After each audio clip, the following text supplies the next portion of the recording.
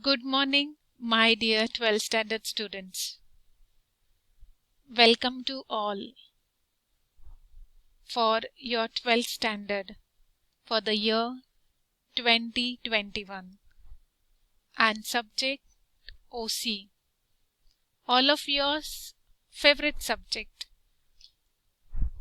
Organization of Commerce and Management. Organization of Commerce and Management.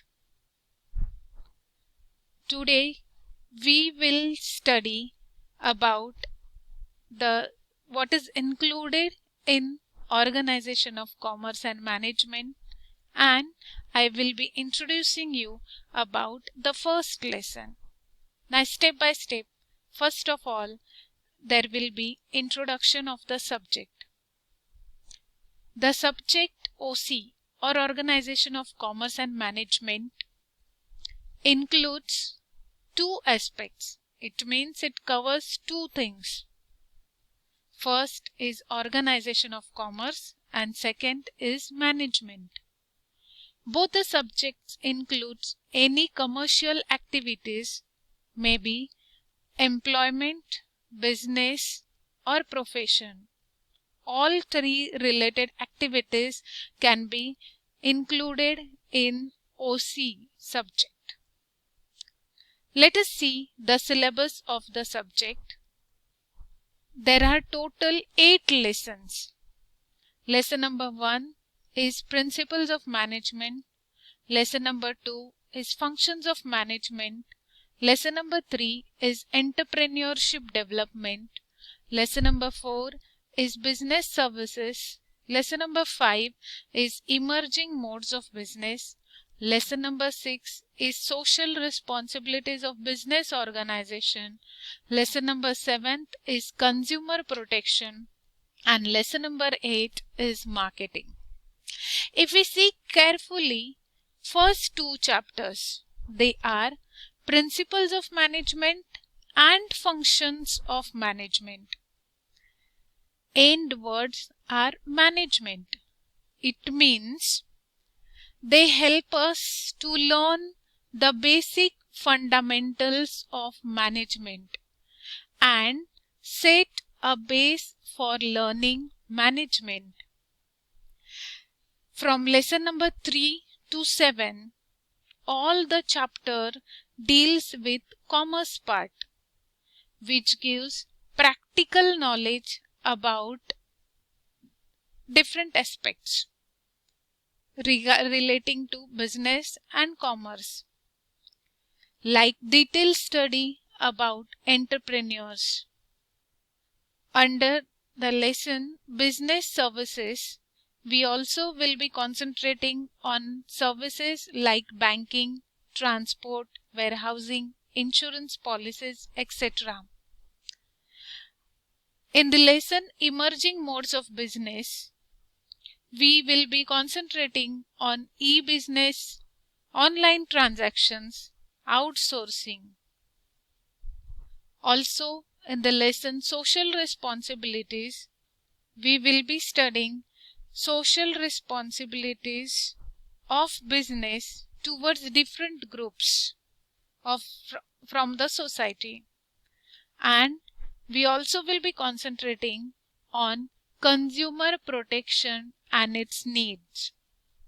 Last but not least, lesson number 8 gives knowledge about marketing, like different types of marketing, functions of marketing, 7 P's related to marketing. We will be concentrating in lesson number 8. For the academic year 2021, for the first time, there also will be inclusion of some practical examples in the form of case studies.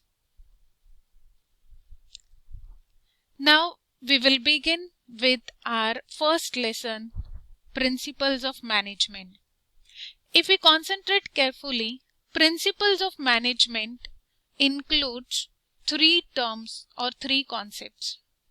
First, management. Second, principles. And third is Principles of Management. Let us start with first term, that is management. Management is a process of coordination of resources by way of planning, organizing, directing and controlling them so as to attain some desired objectives. If we concentrate this statement, there is coordination of resources. What are those resources? There can be certain human resources, certain financial resources, certain informational resources. Financial can be termed as physical resources, informational resources, etc. And they are coordinated by way of using different tricks such as planning, organizing, directing, controlling, etc. What is the ultimate aim?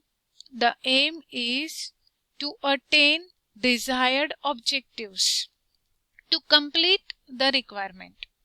Now, ultimately we can say management is set of principles relating to controlling, planning, organizing, directing, which is helpful in utilization of financial, physical, human and informational resources to achieve goals. Next term is principles. Principles is defined as a fundamental truth or proposition. They are the techniques or systems which give one directional result. These fundamental truths, they serve as the foundation for the whole system. The next term is principles of management. Principles of management are the one which provide guidelines to managers to take decisions. They are mainly formed to guide and influence the behavior of the employees and focuses on improving efficiency of the organizations. Also today we will be concentrating on nature of principles of management. Principles are formed by practice and experiment. Principles are universally applicable. They are behavioral in nature. Principles of management works under general guidelines. They are applicable as per general guidelines. They are flexible in nature. There is cause and effect relationship, and all the principles are of equal importance. One by one, all these nature of principal points we will be studying in detail. Let us begin.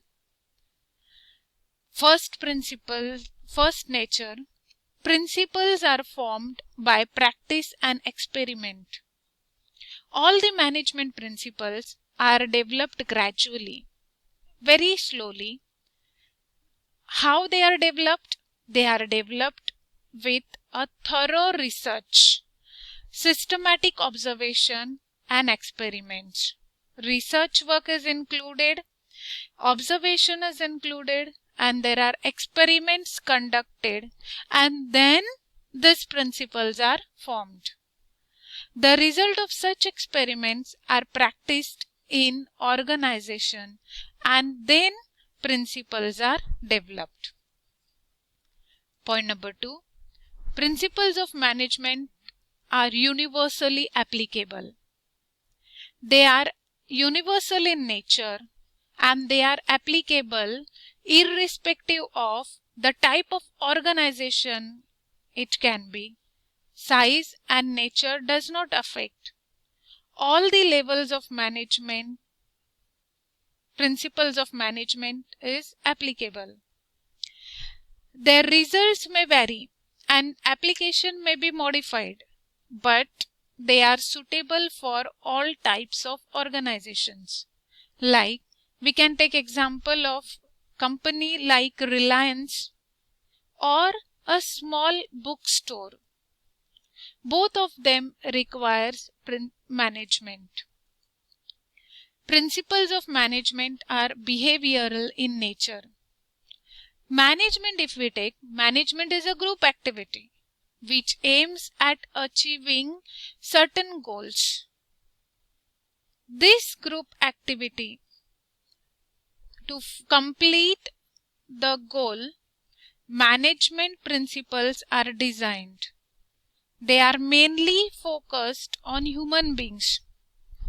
These principles are direct and control group of persons to achieve the objectives. Principles of management always provide general guidelines. Management principles provide general guidelines to handle organizational situations and problems. These principles are not rigid, which are to be applied depending upon the size, situation, and nature of the organization. My dear students, here you keep in mind they differ according to size, situation, and nature, but they are not rigid, they are generally applicable. Example, when we say fair remuneration, it depends upon the nature, size, and financial condition of the organization. Next, principles are flexible in nature. Management principles are flexible in nature. They can be modified according to the situation. They can be used in the business according to its need. Example, with the change in technology, the uses of management principles changes. There is always a cause and effect relationship in principles of management. Principles of management helps to find out the cause or reason for a particular effect. Therefore, they are the base for taking decisions. For example, in a company, when workers are paid good wages, good amount of wages and incentives, it's a cause. What is the result of it? The result is it helps in increasing the output of the workers. Effect, cause and effect relationship. Another example can be making effective advertisement, that is a cause, which ultimately increases sale of the product. Effect, cause and effect relationship under principles of management. And all the principles of management are of equal importance. All principles of management are of equal importance. They have to be practiced simultaneously for complete achievement of the predefined goals. If any specific principle is focused more and others are not followed with the same focus, then it affects the working of the organization. So here, my dear students, today we have completed nature of principles of management.